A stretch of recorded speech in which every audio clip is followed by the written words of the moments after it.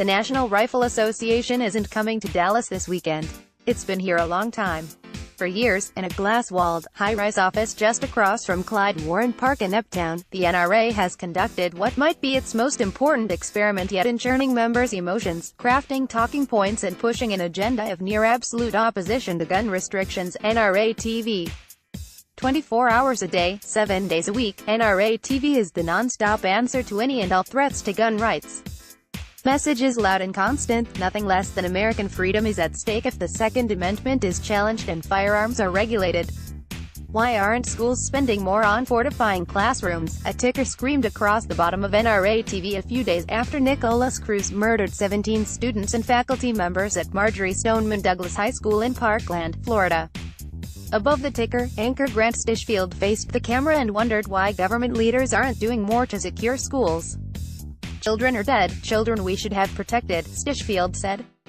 But the media and its war on guns scared politicians into bowing down, not to the NRA, but to liberal elitists and their politically correct, anti-gun, unicorn and rainbows way of thinking. The station, which streams on NRATV.com and platforms including Apple TV, Roku and Amazon TV, has changed the NRA's public relations playbook. Once largely silent in the wake of mass shootings, particularly those where students were targeted, the NRA now uses NRA TV to present a counter-narrative to calls for gun regulation and to attack those who see things differently. It has been a game-changer, keeping the NRA on the offensive even as calls for gun restrictions grow louder with each mass killing. To hear the hosts tell it, this is the only place with the truth, the mainstream media conspire with a tyrannical socialist left. Here, proposals to clamp down on guns, mandates to lock them, limits on firepower, are derided as ways to hurt the law-abiding and embolden criminals. To Stishfield, this is how the NRA needs to get its message out, by raising the volume. Former KXAS-TV reporter Grant Stishfield talks on his cell phone in preparation for a live spot on National Rifle Association TV, NRA TV, via Skype at his Dallas home. Stishfield hosts an eponymous show on the streaming channel and delivers live news updates and interviews at the top of the hour from 8 a.m. to noon Central Time on weekdays. "We've just had to get louder as the voices of dissent get louder," he said. There are signs that the rhetoric, amid massive student demonstrations for gun control, is firing up the NRA's members. In March, the NRA's Political Victory Fund broke its 15-year monthly fundraising record, collecting $2.4 million.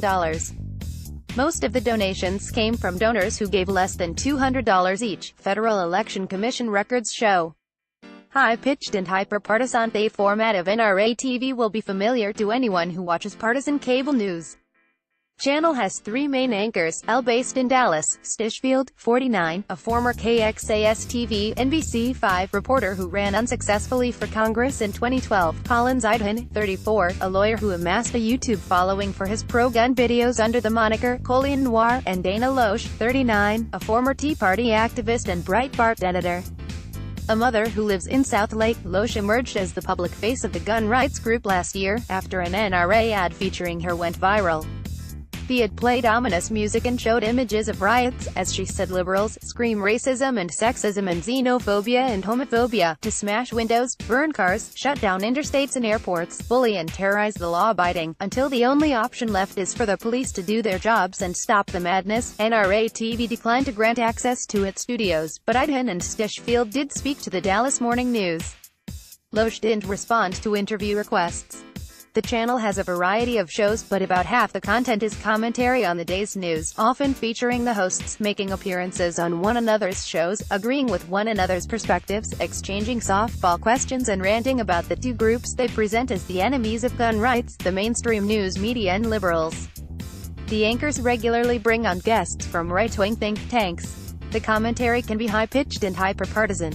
The group's ads carry the same alarmist rhetoric: join NRA or lose your guns, and help fight the socialist wave. Dana Loesch, a Dallas-based host on NRA TV, was featured on a recent NRA ad warning of gun confiscation. A Facebook ad by the NRA warning of gun confiscation. NRA ads spread warnings of creeping socialism in America, messaging that's similar to the views espoused on NRATV.com. NRA TV promotes itself as the sole truth teller in a media landscape full of leftist conspiracies among those who want to take away Americans' freedom. The media politicizes these mass shootings to push an agenda, Stishfield told his viewers recently. They weaponize America's sadness to use it against us all, to rip apart our freedoms. They know no new law would have stopped this lunatic from getting his gun and using it, but they don't care. They only care about disarming law-abiding Americans. Launched in 2016, NRA TV produces a few dozen original programs, including Patriot Profiles, a series of police and military stories, Armed and Fabulous, which follows gun-toting women, and Under Wild Skies, which profiles big game hunters shooting everything from buffaloes to elephants. Network has sponsorship agreements with gun brands such as Mossberg, Smith. Ads and marketing are another major feature, often with the same three anchors pitching gun products, as well as energy drinks and NRA classes.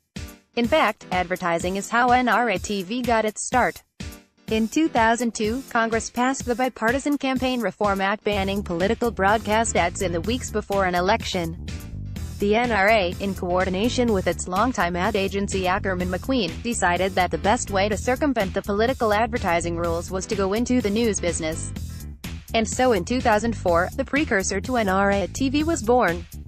If political free speech is restricted to news media, why not go deeper into the news business yourself, says the website of Ackerman McQueen, which is based in Oklahoma but has a large office in Dallas. A collage of shots from NRA TV is featured on the website of Oklahoma-based Ackerman McQueen, the advertising agency that has crafted the public image of the National Rifle Association for decades. In recent years, the NRA has invested tens of millions of dollars per year in member support programs, which include NRA TV, according to public tax filings. It's unclear how many people tune in. Stishfield said he doesn't know. On social media, some of his videos have drawn millions, others a couple thousand.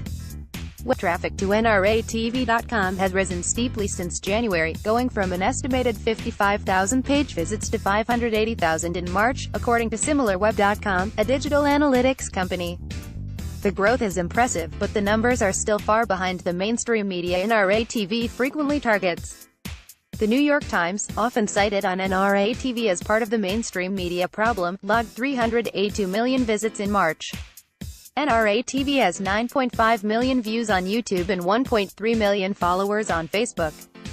Meet the two Texans who took over the NRA and made the gun rights group a feared and powerful force. NRA TV anchors point, however, to a reach beyond the numbers of direct viewers.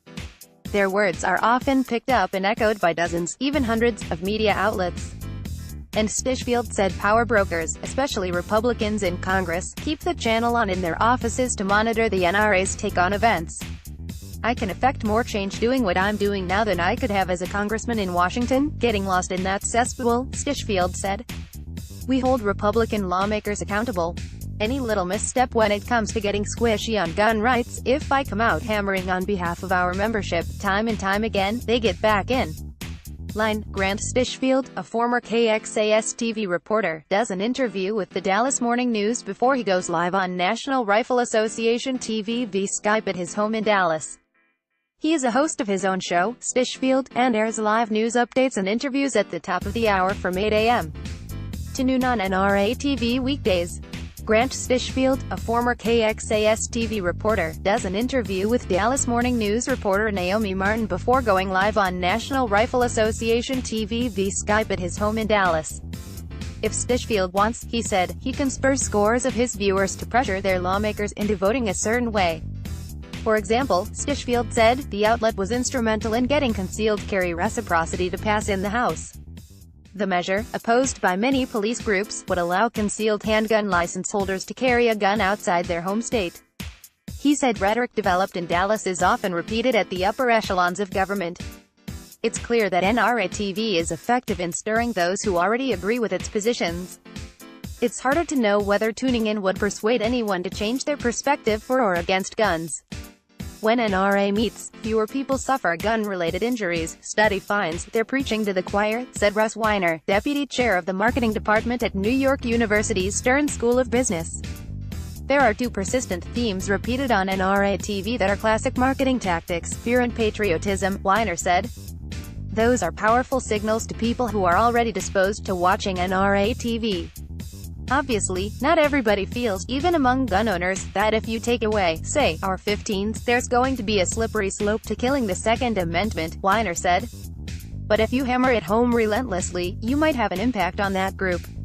The dark world of NRA TV. To watch NRA TV is to be immersed in a hostile world where violent criminals lurk in convenience stores, in restaurants, on your driveway. The solution is repeated again and again: carry a gun. On a recent show, Stishfield repeated a constant theme of NRA TV: evil will always exist. You must be able to protect yourself from it. It is our God-given right. In interviews, both Stishfield and Idhun said they are prepared to face bad guys at any moment, even though they live in affluent areas of North Texas where crime rates are relatively low. They nevertheless carry guns at all times, and both say they imagine springing into action if they had to protect themselves and those around them. Collins Idhun, an NRA TV host who goes by Klyde Noir, shone with his heckler. Idhun has lost count of the number of guns he owns, somewhere between 70 and 100. In restaurants, he sits facing the entrance so he can react if an assailant comes in. Stishfield practices drawing his pistol from his holster quickly inside his home. While he's filling up at the gas pump, he imagines what he would do if someone tried to rob him. He has a fingerprint gun safe by his bed, in case of an intruder. Klyde Noir, why don't NR15? The commentators don't live in fear, they say. They just see the world realistically. To their critics, it's the opposite. The hosts live in a world of paranoia that benefits the NRA's interest in marketing guns. It's crazy. The NRA wants a country where we're just arming ourselves against each other, said Peter Ambler, executive director of the gun control advocacy group Giffords Courage to Fight Gun Violence. That's not the type of country that Americans want to live in. Grant Stishfield walks down the stairs in his Dallas home beneath a painting of a gold AK-47 assault rifle with the stock removed. Whichever view of reality is right, it's plain the NRA is winning, and has long been winning, the policy struggle over gun rights. NRA TV is a way of ensuring the base doesn't grow complacent during a time of Republican power in Congress and the White House. The threat to guns is presented as constant and imminent. Dan Bongino, a former Secret Service agent and NRA TV host, described the debate over gun control as zero-sum for the March for Our Lives movement. Bongino said, whatever power they give to this group, they're advocating to take a power and a right from you. Stishfield offers similar warnings to his viewers. In an interview, he said he knows that the Second Amendment doesn't have a snowball's chance in hell of being repealed in the current Republican-controlled Congress. But, he said, he hammers on what he believes is the liberal agenda, to repeal the Second Amendment and confiscate guns, so that conservatives know what's at stake in elections, and they get out and vote. NRA TV anchor and reporter Grant Stishfield checks his handgun after firing at DFW gun range in Dallas. I play to win, Stishfield said. If my tone sounds angry and it means I'm going to win, then my tone sounds angry. But we're in a position right now where we literally just need to steamroll the other side. NRA TV's depiction of existential threats to gun rights is an effective tool at driving donations, membership and votes, said Julie Irwin, a professor of business, government and society at University of Texas in Austin. Their base will vote with them and give them enormous amounts of money because their message is so, emergency, you're under attack, everyone's taking your guns away, Irwin said. Literally no one says they're taking their guns away, but it can be so effective when you make someone feel that they're being attacked.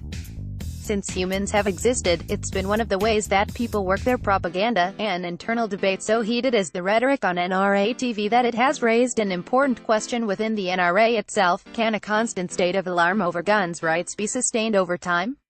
Inside the NRA, it's unsettled whether the ad agency driving the message, Ackerman McQueen, is leading the gun rights group in the best direction. That relationship is the single biggest problem that the National Rifle Association has today, said Jeff Knox, a member whose late father, Neil Knox, as a top NRA executive, advocated for cutting ties with Ackerman McQueen and ended up being pushed out. The NRA TV production team works nearby during a show hosted by Dallas-based anchor and reporter Grant Stishfield, right, on the streaming channel. To Knox, the NRA, which represents about 7% of American gun owners, should do more to grow by recruiting political moderates, racial minorities and women. NRA TV's hardline approach may energize current members, he said, but it doesn't do much to welcome new types of people. It offends people you don't want to offend, while it widens the gap in a way that it doesn't need to be widened, Knox said. It fires up, it's red meat for a big segment of our base, but I think they're making a mistake by going too heavy. If we're not messaging in a way that's effective at reaching and recruiting those non-old white guy citizens, we will eventually fail. Fighting Parkland students. NRA TV has drawn criticism for its response to the massacre in Parkland. Not long after the massacre, Idhin went on the station and told Parkland students that he wished a hero like Blaine Gaskill, a SWAT-trained officer who intervened in a Maryland school shooting, had been at Parkland, because your classmates would still be alive and no one would know your names, because the media would have completely and utterly ignored your story, the way they ignored his. The response was swift, with condemnations across social media. Idhin acknowledged that the Parkland students present a difficult rhetorical problem for NRA TV. But it's important to oppose them because the gun control measures they're pushing are misguided, and would harm good people in need of self-defense. I say anything about these kids, I'm automatically a monster, he said. Kids have an effect on us that's emotional and irrational. We'll do anything for them. A parent will spend $10,000 for his kid to play a sport that he's sucky at and never going to be good at, because that's his kid.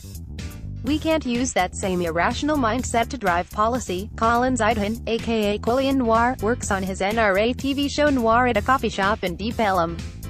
On a recent Thursday afternoon at home in Dallas, Stishfield cracked open an energy drink and turned on his laptop for a Skype appearance on Losh's show Relentless. On the walls hung noise-insulating boards, one decorated with the Statue of Liberty and an American flag, two showing majestic images of elephants, which he picked to symbolize the GOP. Losh introduced Stishfield, and brought up the flack they were taking for opposing the Parkland students. Earlier, Parkland student David Hogg had accused the NRA and Republican politicians of wanting to continue to sell more guns, murder more children, and honestly just get re-elected. Stishfield called Hogg's comments hate-filled speech, but didn't personally attack the teenager. However, many on the right did attack Hogg, accusing him of being a liberal pawn and lying about being at school during the shooting. The NRA's critics, Losh said, accuse anyone who would dare disagree with the gun control lobby, or even say, maybe you shouldn't call people murderers, that's somehow attacking students, which I find absolutely vulgar. Grant Stishfield, a former KXAS TV reporter, does a live interview on National Rifle Association TV via Skype at his home in Dallas. Both Losh and Stishfield have accused the mainstream media of loving mass shootings. We have never once attacked these kids, Stishfield said. They're playing a big boy game right now, and I'm not attacking children, I'm not going to do it. I feel like somebody has to be the adult in the room, right? Losh said. I feel like I've just got to go and tell some of these adults, like, give them what for exploiting people. After the interview, Stishfield shook his head as he thought about his own son, a third grader in Dallas Independent School District. God forbid a deranged lunatic walks into that kid's classroom, he said. I'm praying either there's a cop in the school, preferably in that classroom. I'm praying there's a volunteer parent who's carrying, even though in Dallas, he's not allowed to do so inside DISD. I hope the teacher's got a gun. Because if none of those things are in place, my kid's dead. Your kid's dead. They're all dead. It's another massacre. I do believe everyone wants the kids to be safe. We just disagree on how we get there. As NRA comes to Dallas, Texas, Republicans split on punishing banks that cut ties with gun industry after massacre. A Texas town says more guns are the answer. Old-fashioned Jesus values. A Preston Hollow Church's visible stand against the NRA.